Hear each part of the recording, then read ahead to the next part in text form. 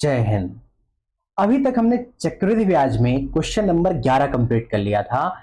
दो क्लासेस में हमारी क्वेश्चन नंबर 11 तक कंप्लीट हो गई थी। हमने फॉर्मूला देख लिया था, फॉर्मूला के बाद सभी क्वेश्चंस में से कुछ क्वेश्चंस को सॉल्व किया था और कुछ आपके लिए छोड़ दिया है ताकि आप समझ पाए कि उनको कैसे हल करना है। क्या आपसे बनते हैं, नहीं बनते हैं तो कमेंट कीजिएगा और बताइएगा कि आपसे क्वेश्चन बन पा रहे हैं कि नहीं बन पा रहे हैं। जो क्वेश्चन नहीं बनेगा उसका सॉल्यूशन मैं आपको कमेंट में ऑलरेडी प्रोवाइड करूंगा। तो चलिए स्टार्ट करते हैं। क्वेश्चन नंबर नेक्स्ट सॉल्व करेंगे हम क्वेश्चन नंबर 12। तो क्वेश्चन नंबर 12 क्या कहता है, आगे देखते हैं, ध्यान दीजिएगा। क्वेश्चन नंबर 12 कहता है कि 2 वर्षों में 12% चक्रवृद्धि ब्याज की दर से, टाइम कितना, 2 ईयर, रेट कितना, 12% की दर से किसी राशि में चक्रवृद्धि ब्याज यानी कंपाउंड इंटरेस्ट और साधारण ब्याज यानी कि सिंपल इंटरेस्ट। ध्यान दीजिएगा, ऐसा क्वेश्चन पहली बात तो एमपीपीएससी पूछता है, आ भी चुका है और ऐसे क्वेश्चन 6 नंबर में आए हैं, लेकिन आपको इन्हें फास्ट करना और बेहतर कैलकुलेशन के माध्यम से जल्दी करना, कंप्लीट करना बहुत जरूरी है। तो ये 19 के मेंस, 20 के मेंस, 21 के मेंस सभी के लिए इंपॉर्टेंट हो सकता है, बट चूंकि 20 का हो चुका है, 19 का होने वाला है, 21st के मेंस में ऐसे क्वेश्चन आ सकते हैं, इसलिए कंपाउंड इंटरेस्ट के ऐसे क्वेश्चन पे ध्यान रखिएगा। 2 वर्षों में रेट कितना है, 12% है और पूछा जा रहा है कि कंपाउंड इंटरेस्ट और चक्रवृद्धि ब्याज में या कंपाउंड इंटरेस्ट और साधारण ब्याज में अंतर कितना है, 72 रुपए है, तो उस राशि यानी उसका मूलधन बताना है। तो चलिए देखते हैं क्या दिया हुआ है। सबसे पहले हमें प्रोवाइड किया गया है क्या क्या, साधारण ब्याज और चक्रवृद्धि ब्याज में अंतर कितना है, CI minus SI equal to 72। ध्यान दीजिएगा, चक्रवृद्धि ब्याज हमेशा साधारण ब्याज से ज्यादा होती है या उसके बराबर हो सकती है, उससे कम कभी भी नहीं होती है, ठीक है ना। तो चूंकि कंपाउंड इंटरेस्ट और चक्रवृद्धि ब्याज, मतलब कंपाउंड इंटरेस्ट यानी चक्रवृद्धि ब्याज और सिंपल इंटरेस्ट यानी साधारण ब्याज में अंतर 72 है, तो CI यानी कि कंपाउंड इंटरेस्ट में ही सिंपल इंटरेस्ट को घटाएंगे। इसके बाद समय कितना है, 2 ईयर है, रेट कितना है, 12% है, निकालना क्या है, मूलधन निकालना है। तो आपके पास क्या दिया हुआ है, कंपाउंड इंटरेस्ट और सिंपल इंटरेस्ट का अंतर, CI माइनस SI बराबर 12। तो CI का फॉर्मूला क्या होता है, P इंटू 1+R/100 की पावर n। ये तो फॉर्मूला हो गया A का, और A में अगर P को आप माइनस कर दें यानी मूलधन को माइनस कर दें, मिश्रधन में मूलधन को माइनस कर दे तो फॉर्मूला किसका हो जाता है, ये टोटल फॉर्मूला हो जाएगा कंपाउंड इंटरेस्ट का। तो compound interest minus simple interest बराबर क्या हो गया, बराबर हो गया 72। यही तो आपको बताया गया है ना कि कंपाउंड इंटरेस्ट और सिंपल इंटरेस्ट को अगर आपस में माइनस करते हैं तो वैल्यू कितनी आती है, 72 आती है। तो अब आपको समझ में आ गया कि 72 कैसे आती है, ठीक है ना। इक्वेशन बन गई है, अब वैल्यू पुट कर दीजिए। चूंकि हमारे पास P का मान नहीं है तो बाकी सभी का मान हमारे पास प्रोवाइडेड है, उनको हम पुट अप करते हैं, ठीक है ना। तो P इंटू, ध्यान दीजिएगा कैसे सॉल्व करेंगे, P इंटू 1+R कितना है, 12/100 माइनस P, मिश्रधन में मूलधन घटाया, और माइनस साधारण ब्याज क्या क्या, P into N into R। 1 minute, P into N into R में P की वैल्यू हमारे पास तो नहीं है, लेकिन N यानी 2 ईयर और R कितना है हमारे पास, 12% अपॉन 100। ये हो गया हमारा साधारण ब्याज का। अब इसको हल कर लीजिए और P का मान निकाल लीजिए। तो चलिए हल करते हैं, P का मान यहां से डायरेक्टली आ जाएगा, बिल्कुल ज्यादा मेहनत करने की आवश्यकता नहीं है। तो ये तो P ही रहा और अंदर कितना हो जाएगा, 112/10। कैसे, परिमेय संख्याओं को जोड़ने के तरीके से। इसका स्क्वायर होगा, क्यों, पावर n है ना, पावर यहाँ पे भी n है ना, हाँ बिल्कुल, तो पावर n है और पावर का ध्यान रखना है हमें। यहाँ स्क्वायर हुआ और माइनस P किया और वैल्यू यहाँ पे P इंटू 24/100।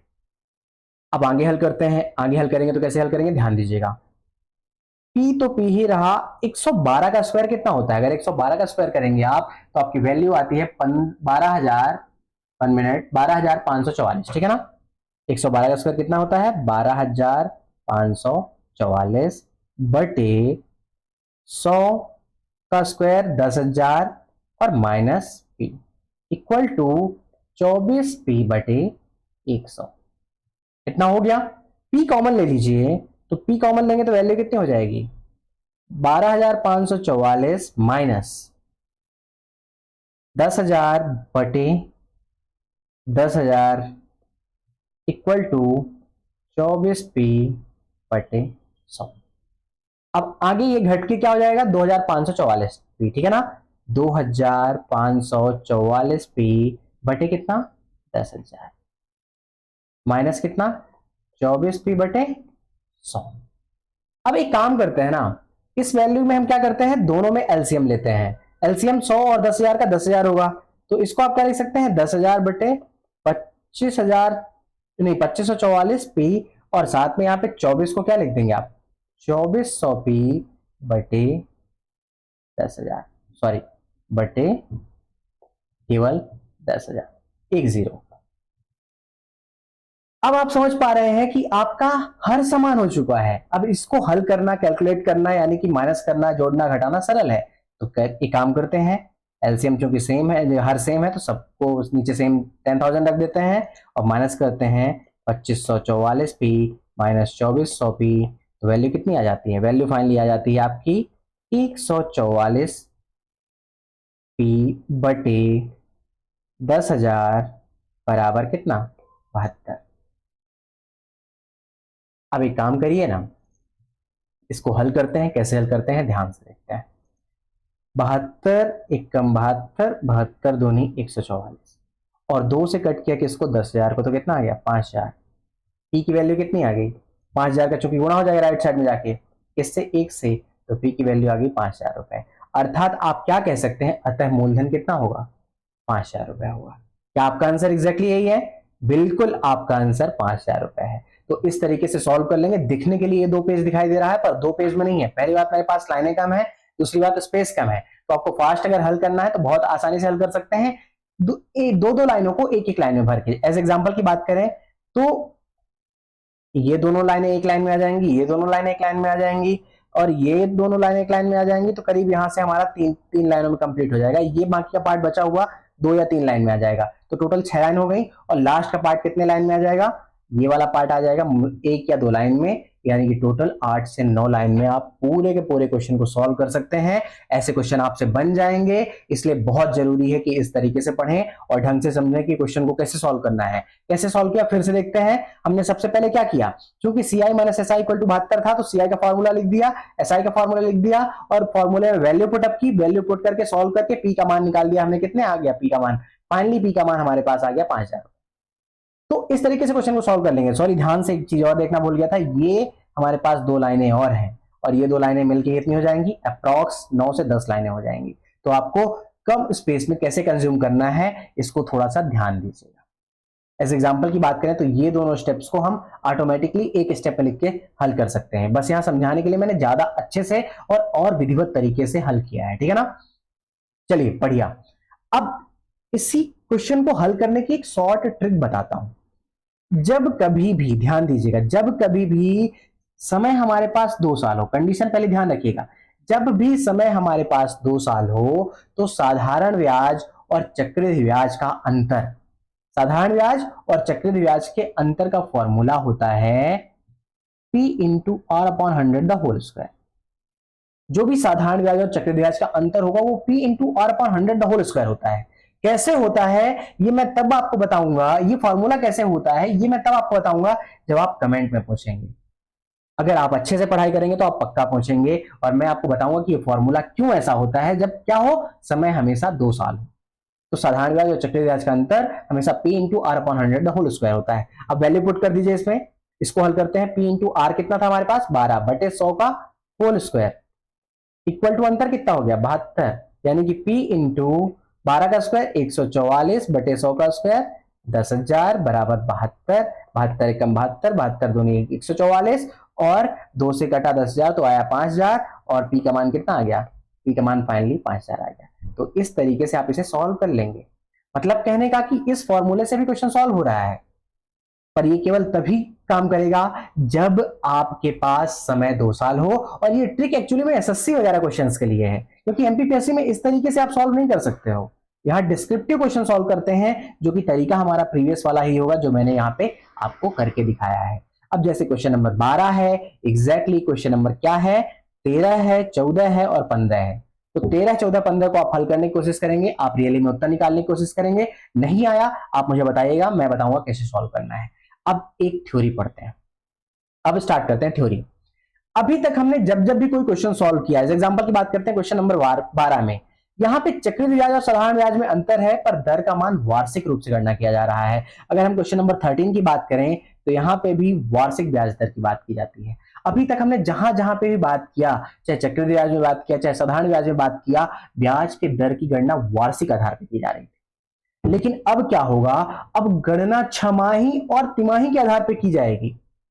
तो ऐसे क्वेश्चन आपसे बन सकें इसलिए उनको समझाने के लिए उसके कुछ नए फॉर्मूले होते हैं। फॉर्मूले ज्यादा नए नहीं होते हैं, बस उसमें थोड़ा सा डिफरेंस क्यों आ जाता है, डिफरेंस आ जाता है फॉर्मूले की वैल्यू में, आर की जगह पे r/2 हो जाता है। जब हम ब्याज की गणना कैसे करते हैं, छमाही आधार पे, कैसे करते हैं, छमाही आधार पे, तो वहां पे क्या होता है, जहां सवाल में वार्षिक ब्याज की दर r हो और समय n वर्षों पर गणना हम कैसे कर रहे हो, गणना हम छमाही कर रहे हो, तो इस स्थिति में क्या होता है, चक्रवृद्धि ब्याज पर आधारित मिश्रधन के सूत्र में क्या होता है, दर की जगह r/2 लिख देते हैं। मतलब जितना रेट दिया होगा उसका आधा रेट लिखेंगे और समय जितना दिया होगा उसका दोगुना समय लिखेंगे। ठीक है ना, कैसे, जहां फॉर्मूले में r हुआ करता था वहां पे r/2 लिखा है, जहां फॉर्मूले में n लिखा होता था वहां 2 × n लिखा है। मतलब समय में 2 का गुणा हो गया और रेट में क्या हुआ, आधा कर दिया हमने, यानी उसमें 2 का भाग दे दिया। और फिर क्वेश्चन को सॉल्व करते हैं। एज एग्जांपल हम क्वेश्चन नंबर 16 देखते हैं, ध्यान से देखिएगा। एज एग्जांपल हम क्वेश्चन नंबर कौन सा देखते हैं, क्वेश्चन नंबर 16। तो आइए सॉल्व करते हैं। क्वेश्चन नंबर 16 आपका क्या कहता है, क्वेश्चन नंबर 17। क्वेश्चन नंबर 17 आपका क्या कहता है कि यदि चक्रवृद्धि ब्याज की गणना छमाही आधार पर मापी जाए, कैसी, छमाही, वहां पे अभी तक हम वार्षिक आधार पर माप रहे थे, इस बार हमने छमाही के आधार पर मापना स्टार्ट किया, तो 1000 रुपए का 20%, कितने का, 1000 रुपए का 20% वार्षिक चक्रवृद्धि ब्याज की दर से, दर वार्षिक ही दी हुई है लेकिन गणना छमाही आधार पर करनी है, तो वार्षिक चक्रवृद्धि ब्याज की दर से 18 महीनों का मिश्रधन कितना होगा, ध्यान दीजिएगा, 18 महीनों का पूछ रहा है, यहां साल भी नहीं लिखा हुआ, महीने लिखे हुए हैं। तो एक बात बताइए, मूलधन कितना है आपका, 1000, राशि दर कितनी है आपकी 20%, समय कितना है 18 माह, मतलब कि 1.5 साल, 1.5 ईयर, क्योंकि 12 माह का 1 ईयर प्लस 6 माह का आधा ईयर, तो टोटल कितना हो गया 1.5 ईयर। अब हम फॉर्मूला जानते हैं कि r की जगह हमें क्या लिखना है, r/2 लिखना है, n की जगह हमें क्या लिखना है, 2n लिखना है। तो अब वैल्यू पुट कर दीजिए, a का मान क्या होगा, a का मान होगा p का मान, a का मान p इंटू यानी 1000 गुणे कितना 1 प्लस r का मान कितना है हमारे पास, r का मान 20% है, 20/2 बाई 100, 20/2 बाई 100 होल की पावर कितना, होल की पावर हमारे पास आ गई, समय कितना है 1.5 साल, लेकिन इसमें 2 का गुणा, 1.5 में 2 का गुणा, समय में 2 का गुणा होगा, दर में 2 का भाग होगा। फिर हल करते हैं तो a की वैल्यू कितनी आ जाती है, ध्यान से देखते हैं, a की वैल्यू आ जाएगी p यानी 1000 गुणे समय कितना था 1 प्लस दर कितनी थी 20 थी, तो 20/2 कितना हो जाएगा 10, यानी कि ये वैल्यू कितनी आ जाएगी एग्जैक्टली 10/100 आ जाएगी। और ऊपर क्योंकि 1.5 में 2 का मल्टीप्लिकेशन होगा, ध्यान से देखिएगा 1.5 में 2 का मल्टीप्लिकेशन होगा तो वैल्यू कितनी आ जाएगी, यहाँ पे वैल्यू आ जाएगी 3। अब क्वेश्चन पुराना हो गया, पुराने तरीके से सॉल्व कर लेते हैं, कैसे करेंगे, 1000 गुणे ये अंदर का पार्ट 0 से 0 कट हो गया तो वैल्यू आ जाएगी 11/10, जैसे हमने बहुत सारे क्वेश्चन किया पावर 3, तो 1000 गुणे 11/10 गुणे 11/10 गुणे 11/10 वैल्यू कितनी आ जाएगी, ये 000 से 000 कट हो गया और बचा कितना 11 गुणे 11 गुणे 11, यानी कि 11 का स्क्वायर 121 गुणे 11 कितना होता है, 11 कम 11 की 1 हासिल आई 1, 11 दूनी 22 21 की 3 हासिल आई 2, 11 कम 11 2 13, यानी 1331 क्या रुपीज, 1331 रुपीज। अर्थात आप क्या कह सकते हैं, आप कह सकते हैं कि आपका फाइनली मिश्रधन का मान 1331 रुपए है। इस तरीके से आप क्वेश्चन को सॉल्व करेंगे। तो जब क्या दर की गणना छमाही आधार पे की जाए, ब्याज की गणना छमाही आधार पे की जाए, तो रेट में हम क्या करते हैं 2 से डिवीजन कर देते हैं और समय में क्या करते हैं, हम समय में 3 से समय में 2 से मल्टीप्लिकेशन कर देते हैं। सेम वे में अगर गणना तिमाही के आधार छमाही के आधार पे ब्याज की गणना अगर तिमाही हो तब क्या करना है, तब क्या करना है कि तब रेट में 4 का भाग देना है। जब छमाही थी तो रेट में 2 का भाग दे रहे थे, जब तिमाही होगी यानी 3 मंथ का या क्वार्टर ईयर का हम क्या करेंगे, उसके आधार पे हम ब्याज की गणना करेंगे, तो रेट में 4 का भाग दे देंगे और साथ ही साथ क्या करेंगे, समय में 4 का गुणा करेंगे। वहां 2 का भाग 2 का गुणा करते थे, यहाँ 4 का भाग और 4 का गुणा करेंगे। समझ में आ गया ना, तो इस तरीके से क्वेश्चंस को सॉल्व करेंगे। अब ऐसे क्वेश्चन जो भी आएंगे ध्यान रखिएगा, अगर गणना तिमाही आधार पे है तो 4 का गुणा 4 का भाग, और गणना छमाही आधार पे है तो 2 का गुणा 2 का भाग। इस प्रकार से आपको सभी क्वेश्चन को सॉल्व करना है। बाकी बहुत सारे क्वेश्चन प्रैक्टिस के लिए दिए गए हैं। क्वेश्चन नंबर 14 15 यहीं पे है, इसका स्क्रीनशॉट ले लीजिए। 16 17 18 यहाँ पे है, इसका स्क्रीनशॉट ले लीजिए, इन क्वेश्चन को सॉल्व कीजिए। और उसके बाद 17 को मैंने समझा दिया है। 17 के बाद क्वेश्चन नंबर 19 20 और 21 ऐसे क्वेश्चन हैं जो आपको पहले कराए जा चुके हैं, उसी टाइप के क्वेश्चन है, आप उनको हल कीजिएगा। जैसे यहाँ पे क्वेश्चन नंबर 21 में देखें तो 6 महीने के अंत में पूछा गया है, गणना किस आधार पे हो रहा है, अर्धवार्षिक यानी छमाही, 2 का गुना 2 का भाग। तो ऐसे इन क्वेश्चंस को सॉल्व कीजिएगा। 22 23 24 क्वेश्चन ये सभी प्रीवियस टाइप के क्वेश्चन है, जिनमें से हम क्वेश्चन नंबर 23 को हल करेंगे। 23 क्वेश्चन क्या है, ध्यान से देखते हैं, एक बार इस क्वेश्चन की प्रैक्टिस करते हैं। ये कहता है कि किसी राशि पर अगर 16 से 2/3 प्रतिवर्ष की दर से, ये एक मिश्र भिन्न है, प्रतिवर्ष की दर से चक्रवृद्धि ब्याज लगाया जाता है। क्या लगाया जाता है, कंपाउंड इंटरेस्ट लगाया जाता है। तो मूलधन ज्ञात कीजिए जहां 2 वर्षों में राशि 196 रुपए हो जाती है। मतलब हमें क्या दिया हुआ है, पहली बात तो ब्याज की गणना कैसी है, वार्षिक है, प्रतिवर्ष की दर से, पहले कह दिया प्रतिवर्ष की दर से, तो ब्याज की गणना क्या है हमारी, वार्षिक है। अब चूंकि ब्याज की गणना वार्षिक है, हमारे पास मिश्रधन दिया हुआ है, हमारे पास समय दिया हुआ है, हमारे पास दर दिया हुआ है। तो समय दिया है, दर दिया है और मिश्रधन दिया हुआ है, निकालना क्या है, मूलधन निकालना है। तो कैसे करेंगे, हमारे पास मिश्रधन 196 रुपए, सॉरी 1 मिनट, मिश्रधन है हमारे पास क्या 196 रुपए, ठीक है ना। हमारे पास समय 2 ईयर है, रेट कितना है 16 सही 2/3, तो ये कितना हो जाएगा, इसकी रेट फाइनल वैल्यू हो जाएगी 50/3। कैसे, हमने मिश्रधन को, हमने मिश्र भिन्न को साधारण भिन्न में बदलना सीखा था, और एग्जैक्टली वही करेंगे, क्या 16 3 48 2 50/3, ठीक है ना। इसके बाद हमें निकालना क्या है, मूलधन निकालना है। फॉर्मूला हमारे पास एग्जैक्टली सेम है, A = P × 1 + R/100 की पावर n। ए की वैल्यू कितनी है हमारे पास, ए की वैल्यू हमारे पास पहले से देके रखी है 196 इक्वल टू पी, पी का मान हमें नहीं पता है, तो हमें निकालना है 1 + R कितना हो गया, R हो गया हमारा 50/3 बटे पूरे का 100, पावर n कितना हो गया 2। अब हल कर लेते हैं, हल कैसे करेंगे, 196 इक्वल टू पी इंटू, ध्यान से देखिएगा यहीं पे कट करने की कोशिश करता हूं, 50 से 100 कट हो गया 2, और ये 3 नीचे आके मल्टीप्लाई हो जाएगा, किसमें 3 में 2 मल्टीप्लाई हो जाएगा, तो क्या हो जाएगा 196 equal to P into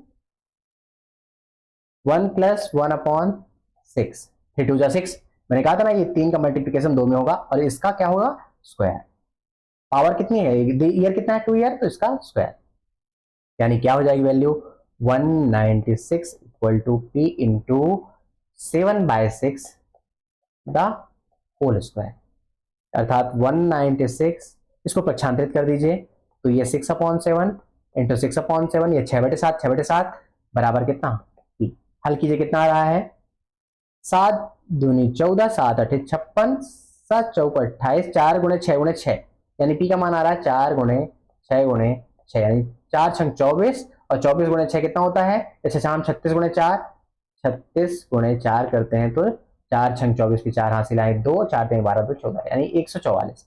finally हमारी वैल्यू कितनी आ गई हमारे पास 144 रुपए, यानी कहता है मूलधन कितना होगा 144 रुपए होगा। ये एक तरह से पहला क्वेश्चन है, प्रीवियस क्वेश्चन है, बस हमें थोड़ा सा क्या नई ट्रिक दी गई थी, हमें ये क्वेश्चन में मिश्र भिन्न में रेट दे दी गई थी। तो आपको यहाँ क्या सिखाया जा रहा है, आपको सिखाया जा रहा है कि मिश्र भिन्न को साधारण भिन्न में बदलिए, फिर क्वेश्चन को पुट करके हल कर दीजिए। तो क्वेश्चन नंबर 23 आपने हल कर लिया, क्वेश्चन नंबर 22 और क्वेश्चन नंबर 24 लगभग इसी प्रकार के क्वेश्चन है। इसके अलावा बचा आपका टॉपिक क्या, 25वां क्वेश्चन, 26 27, इनको हल करने की कोशिश कीजिए। क्वेश्चन नंबर 26 में आपको बतलाता हूं कैसे हल करेंगे, पर आपको कौन सा क्वेश्चन हल करने हैं 25 और 27। तो क्वेश्चन नंबर 26 कैसे सॉल्व करेंगे, ध्यान दीजिएगा। रंजन ने 1,96,000 रुपए में एक मारुति वैन खरीदी जहां मूल्यह्रास की दर, अब ये क्वेश्चन में क्या है मूल्यह्रास है, अभी तक मूल्यह्रास नहीं आ रहा था, अभी तक ब्याज आ रही थी, पर मूल्यह्रास भी चक्रवृद्धि आधार पे होता है, इसे हम करते हैं कंपाउंड इंटरेस्ट टाइप के क्वेश्चन से ही हल करते हैं। तो मूल्यह्रास की दर यानी कि उसका रेट धीरे धीरे कम होगा ना, ईयर दर ईयर वैल्यू कम हो जाएगी। जैसे आप कोई भी नई चीज खरीद के लाते हैं और उसको 1 साल यूज कर लेते हैं, फिर सेकंड हैंड बेचते हैं तो उसको कम या सस्ते रुपए में बेचते हैं, क्यों, क्योंकि उसका मूल्यह्रास हो गया, उसकी वैल्यू डाउन हो गई है। तो मूल्यह्रास की दर कितनी है 14 से ही 2/7 परसेंटेज पर ईयर, 14 से ही 2/7% पर ईयर है क्या मूल्यह्रास की दर। तो 2 वर्ष बाद, समय कितना है 2 वर्ष बाद वैन का मूल्य ज्ञात करना है, तो 2 साल तक लगातार इतने परसेंटेज अगर रेट डाउन हुआ तो वैल्यू कितनी हो जाएगी। ध्यान दीजिएगा, मूलधन हमें क्या दिया हुआ है, मूलधन हमारे पास पहले से दिया हुआ है 1,96,000, ह्रास की दर कितनी है 14 से ही 2/3 है, लेकिन क्या है ऋणात्मक है क्योंकि वैल्यू घटेगी, जब हम ब्याज गणना कर रहे थे तो मिश्र धन में वैल्यू बढ़ रही थी, यहाँ वैल्यू घट रही है, यानी कि रेट क्या है, ऋणात्मक रेट है। -14 सही 2/3, ठीक है ना। इसको हल करेंगे तो -100/7 आ जाएगा, 100/7 ही आएगा, सॉरी 100/3 आएगा ना। 1 मिनट, 14 48, 28 34 42, 42 2 42 2 44, 14 42 2 44, 44/7 और ये 44/3। तो ये आंसर कैसे हमारे पास 100/7 कैसे। क्वेश्चन नंबर 26 हम ध्यान से देखते हैं। 26 में सॉरी 14 सही 2/7 है हमारे पास, 14 सही 2/7 है, तो यहाँ पे हमारे पास 3 ना होके 7 है, और 14 से 98 98 दो 100/7% आपका होगा, ठीक है ना। यानी 100/7% तो रेट होगा ही होगा। समय कितना है, समय 2 ईयर है। अब इसको सॉल्व करते हैं कैसे। ए की वैल्यू हमारे पास दी हुई क्या, नहीं, हमें ए निकालना है, बट पी कितना है, पी है हमारा 1,96,000, और फिर क्या किया हमने 1 प्लस आर कितना है हमारे पास, आर हमारे पास -100/7% है, ठीक है ना। और बटे टोटल 100 कर दिया, और पावर कितनी हो गई इसकी n, यानी 2। अब इसको हल करने की कोशिश करते हैं। 100 बन जा 100, 100 बन जा 100, 1 से 1 कंप्लीट, बचा कितना 1/7 बचा, क्योंकि 7 का मल्टीप्लीकेशन नीचे हो जाएगा, और चिन्ह क्या हो जाएगा बीच में, ऋणात्मक साइन हो जाएगा। क्यों, क्योंकि ऋण और धन का मल्टीप्लीकेशन होकर क्या होता है, ऋणात्मक चिन्ह होता है। तो वैल्यू कितनी आ जाएगी, ए की वैल्यू आ जाएगी 1,96,000 गुणे 1 - 1/7। जब इसको आप हल करते हैं, पावर कितनी है इसकी 2 है, इसको जब आप हल करते हैं तो वैल्यू कितनी आ जाती है, 1,96,000 इंटू 1 - 1/7 कितना हो जाएगा 6/7, और इसका स्क्वायर, स्क्वायर ना लिख के आप क्या कर सकते हैं, आप डायरेक्टली 6/7 से फिर मल्टीप्लाई कर सकते हैं, मल्टीप्लाइड बाय 6/7, ठीक है ना। अब कट करते हैं, कट कैसे करेंगे, 7 को कट किया 1 मिनट, 7 को कट किया तो 7 दूनी 14, 7 8 56, 7 चौक 28, वैल्यू ये 3 0 कट के 3 0 आ गया, यानी कि हमारे पास क्या हो गया 4,000 गुणे 6 गुणे 6। इनका मल्टीप्लीकेशन करेंगे तो कितना आएगा 144,000। हमने पहले अभी किया था पिछले क्वेश्चन में। तो आपका फाइनली क्या आ गया आंसर, 2 वर्षों में कीमत कितनी हो जाएगी 1,44,000 रुपए। क्यों घट गए, रेट हमने ऋणात्मक क्यों लिया, क्योंकि वैल्यू घट रही है और पर ईयर घट रही है। और फॉर्मूला हमने चक्रवृद्धि ब्याज का क्यों यूज किया, क्योंकि वो रेट जो घट चुका है वो अगले साल के मूलधन में घटा हुआ ही माना जाएगा, इसलिए हम इस तरीके से इसको सॉल्व करेंगे। क्वेश्चन नंबर 26 हमने सॉल्व कर लिया, जो मूल्यह्रास का क्वेश्चन था। इसके अलावा क्वेश्चन नंबर 25 और क्वेश्चन नंबर 27 आप हल करने की कोशिश कीजिएगा, और इसके बाद हम हल करते हैं क्या, इसके बाद देखिए question number 28, question number 29, question number 30 और क्वेश्चन नंबर 31। ये आपको दिए गए हैं, ये सभी प्रैक्टिस के लिए हैं। कुछ क्वेश्चन प्रैक्टिस कीजिए, जो नहीं बनेगा बताइएगा। यहां पे आपका चक्रवृद्धि ब्याज का टॉपिक कंप्लीट हो गया। अब हम नेक्स्ट टॉपिक स्टार्ट करेंगे क्या, प्रायिकता, प्रोबेबिलिटी, ठीक है ना। तब तक खुश रहिए, पढ़ते रहिए, धन्यवाद, जय हिंद। एक बात और, हम साधारण ब्याज और चक्रवृद्धि ब्याज के जो क्वेश्चन प्रीवियस ईयर आए हुए हैं उनको एक अलग नोट्स में आपको प्रोवाइड करेंगे और दिखाएंगे, और हो सकता है कुछ सॉल्यूशंस भी उनके प्रोवाइड करें। हल कीजिए, नहीं बने तो पूछिएगा, मैं पक्का बतलाऊंगा कैसे उस क्वेश्चन को सॉल्व करेंगे, चाहे प्रीवियस ईयर आया हो चाहे कहीं भी आया हो, ठीक है ना। चलिए, धन्यवाद, जय हिंद।